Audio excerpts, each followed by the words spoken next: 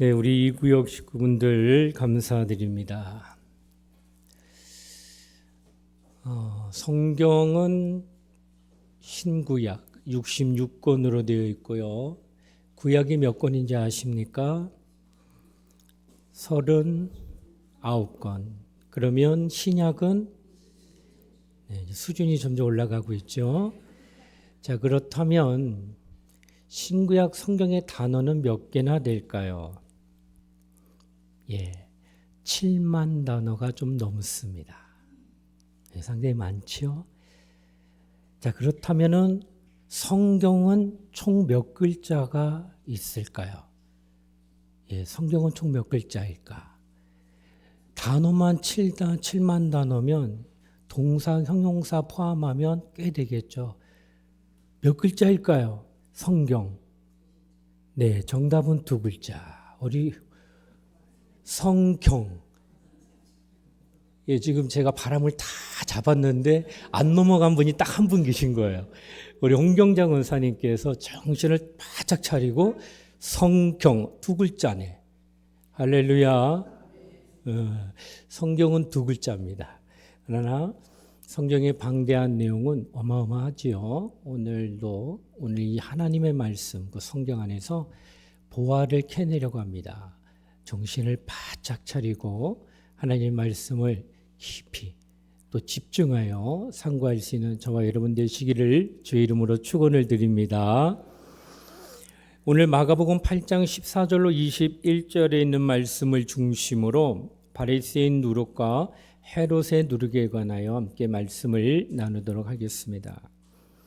예수님께서 누룩의 비유를 든 것은 부패의 영향력을 받지 않도록 제자들에게 미리 경고하시기 위한 것입니다. 신약 성경 다른 곳에 보면 누룩은 거짓 교리나 영향받기 쉬운 죄악 혹은 거짓 교훈들을 상징할 때 쓰는 단어가 누룩이었습니다. 그렇다면 바리새인의 교훈과 헤롯의 영향을 어찌하여 부패의 요소인 누룩과 같은 것인가? 또 우리는 그런 누룩들을 과연 어떻게 막아낼 수 있겠는가? 그러므로 오늘 말씀을 상고할 때에 이와 같은 말씀을 함께 생각하면서 상고하도록 하겠습니다. 그 첫째는 바리새인들의 누룩이란 위선을 말한 것입니다. 일반적으로 바리새인은 용어는 분리하다, 구별하다라는 뜻을 가진 히브리어 파리슘 이 단어에서 파생되고 유래되었습니다. 그리고 이 바리새파라는 명칭은 그 근원이 BC 2세기경에 경건파라고 불리우는 하시딤에서 찾아볼 수 있다는 겁니다. 그러니까 이들 경건파는 헬라와 정책을 밀고 나가는 이방의 왕정 통치에 불복하여 그들의 신앙 야훼가 주신 율법을 생명을 내놓고 지킨 자들이 바로 하시딤입니다. 그러니까 이들로부터 유대교 안에 바리새파가 생겨난 겁니다. 그러니까 바리새파를 거슬러 올라가면 하시딤이고 하시딤의 성격은 야훼 하나님의 율법만을 지키지 헬라파의 정책을 가지고 그걸 따르지 않겠다고 하는 구별되고 또한 분리된 신앙인을 갖겠다라는 의지를 나타낸 게 바로 바리새파 이런 뜻입니다. 이렇게 보면 바리새파의 기원은 반드시 부정적인 면만 지는 것은 아니지요. 정말로 타락할 수밖에 없고 세상에 이런 문화와 문명이 물밀듯이 다가올 때에 우리만큼은 결코 거기에 휩쓸리지 말고 하나님의 말씀인 율법대로 순종하며 살자라고 운동을 벌인 게 바리새파라는 거예요. 그러니 바리새파로 그 단어로만 보게 되면 얼마나 훌륭하고 또 얼마나 아름다운 그런 모임이요 또 운동이지 아니겠느냐라고 말할 수 있다는 겁니다. 바로 이와 같이 그들의 신조는 어디까지나 자기들 신앙 대상인 하나님께 대한 절대 충성을 지표로 삼은 것이었기 때문에 바리새파라는 건 나쁜 언어가 아닙니다. 참으로 거룩한 운동을 하자는 뜻을 지닌 그런 운동의 그런 모임을 말하고 있다는 것입니다. 그러나 세월이 지나면서 서서히 부정적인 면으로 흐르기 시작합니다. 특히 예수님 당시에 그 폐단이 확연하게 드러났습니다. 당시의 바리새인들은 율법의 외적인 면만 지나칠 정도로 기울어져 있었고, 그 결과로 자연히 보다 더 중요한 율법의 핵심 부분과 또 그 율법이 궁극적으로 추구하는 바 내적 관심에는 점점 멀어져 버리기 시작했다라고 하는 것입니다. 거룩한 거 좋다 이거예요.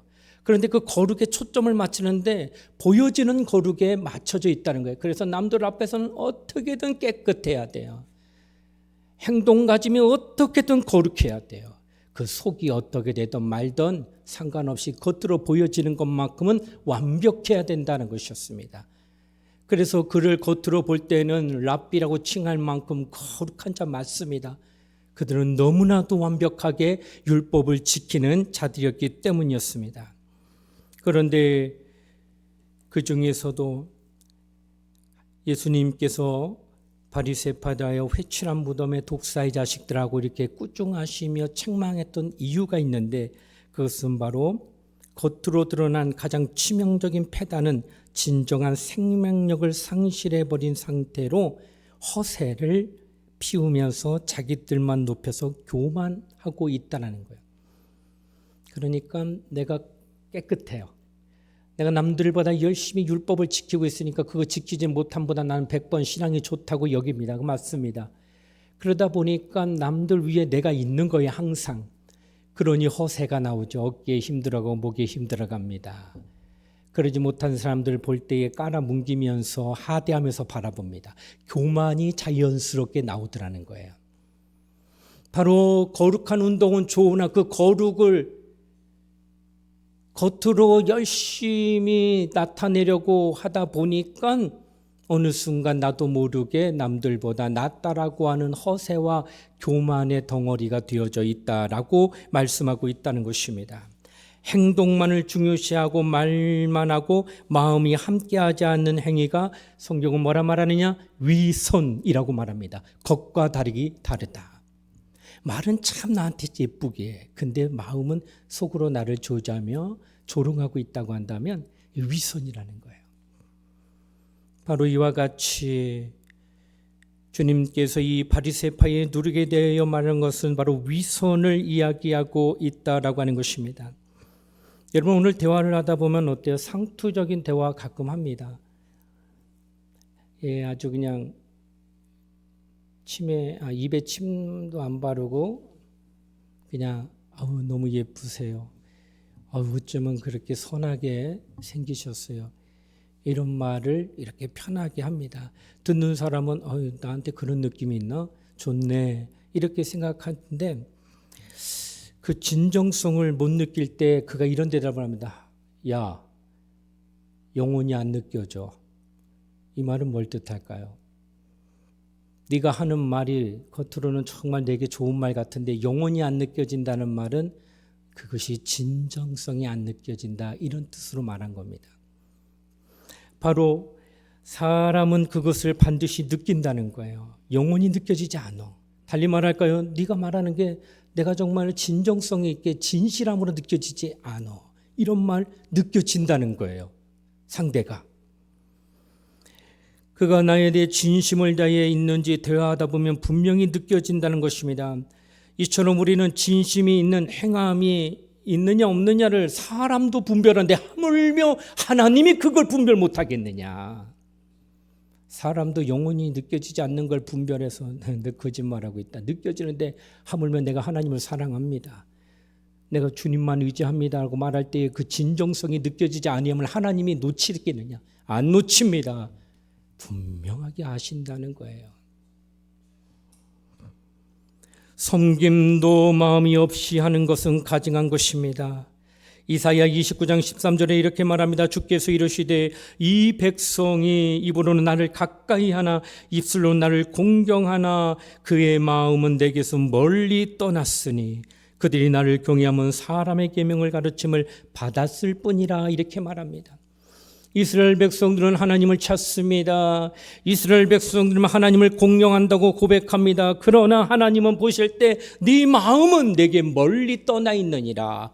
사람들은 그들이 예배하는 모습 봅니다. 사람들은 그들이 찬양하는 모습 봅니다. 사람들은 그들이 헌신하는 모습 봅니다. 그런데 하나님은 말합니다. 네 마음은 내게 멀도다. 우리는 몰랐습니다.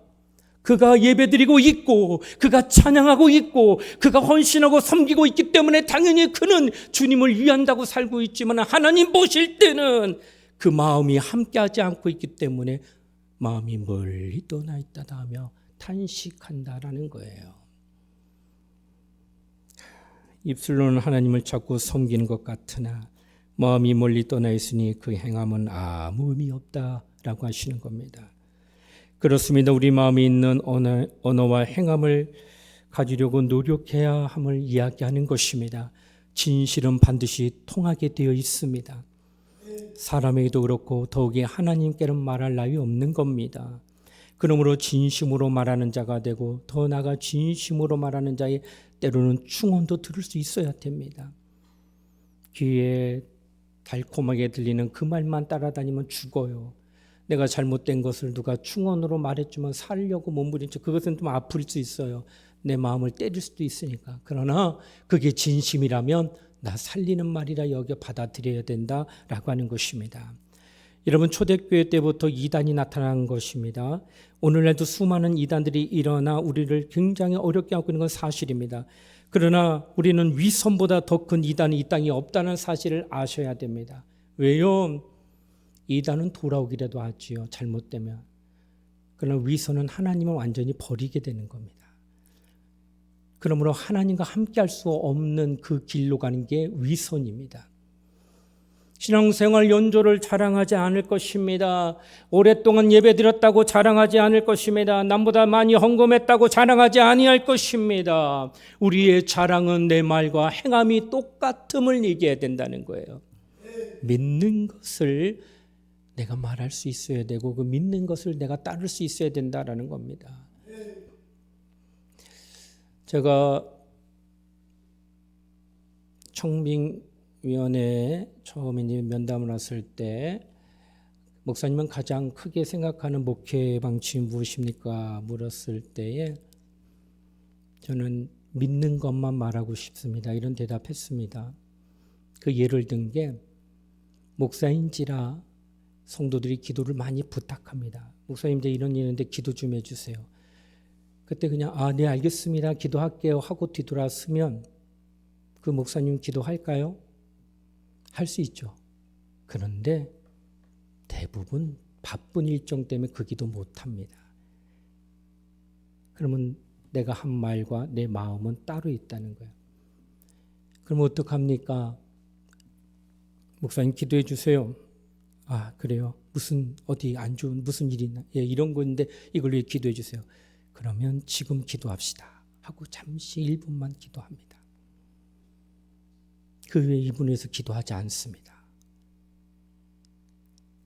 이는 내가 한 말과 행동과 내 마음이 일치가 되게 하려는 노력입니다.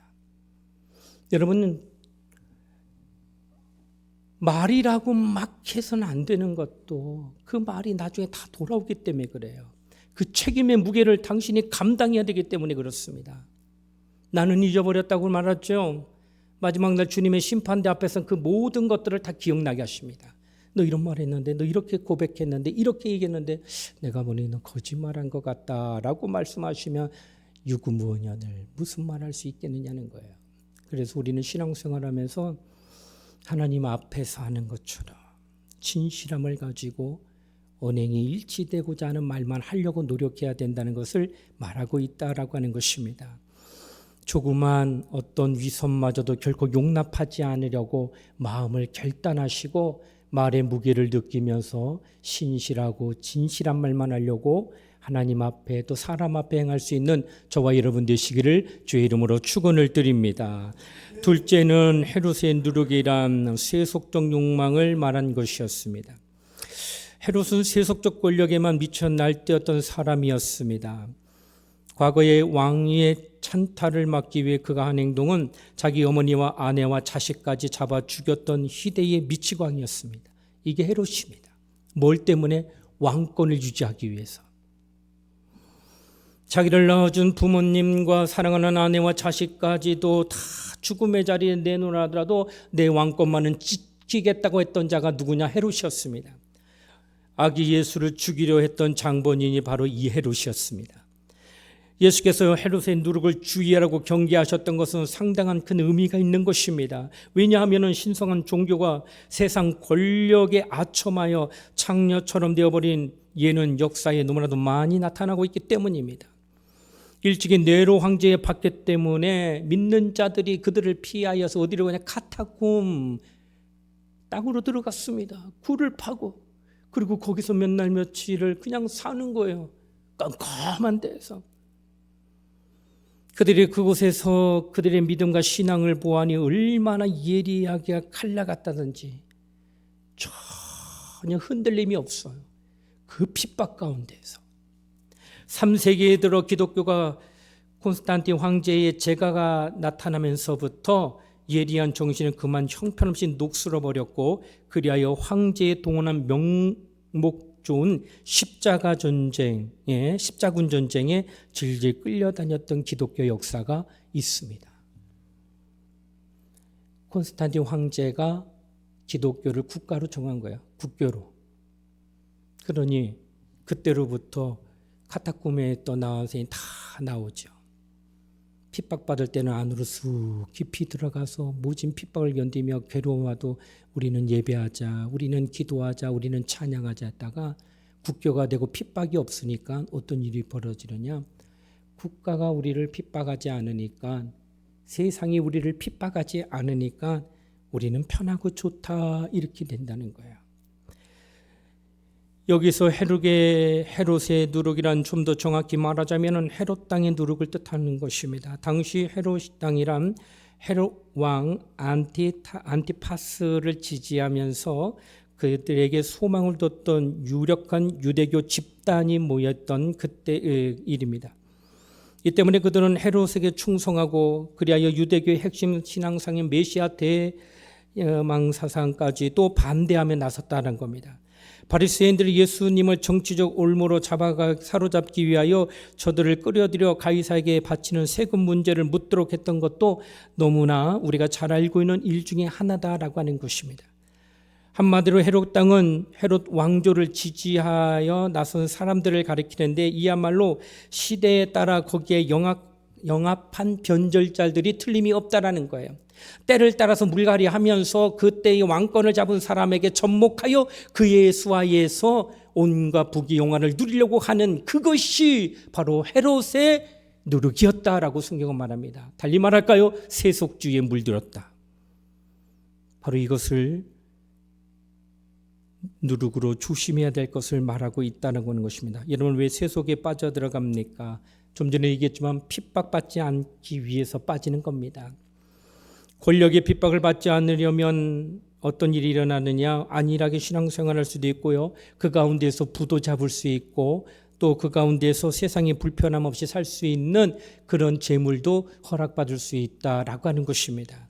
그러나 시간이 지나면서 점점 세속의 물결에 동화되기 시작할 겁니다. 마침내 내가 믿는 자인지 믿지 않는 자인지 구분이 되지 않을 정도로 그의 색깔은 없어진다는 겁니다.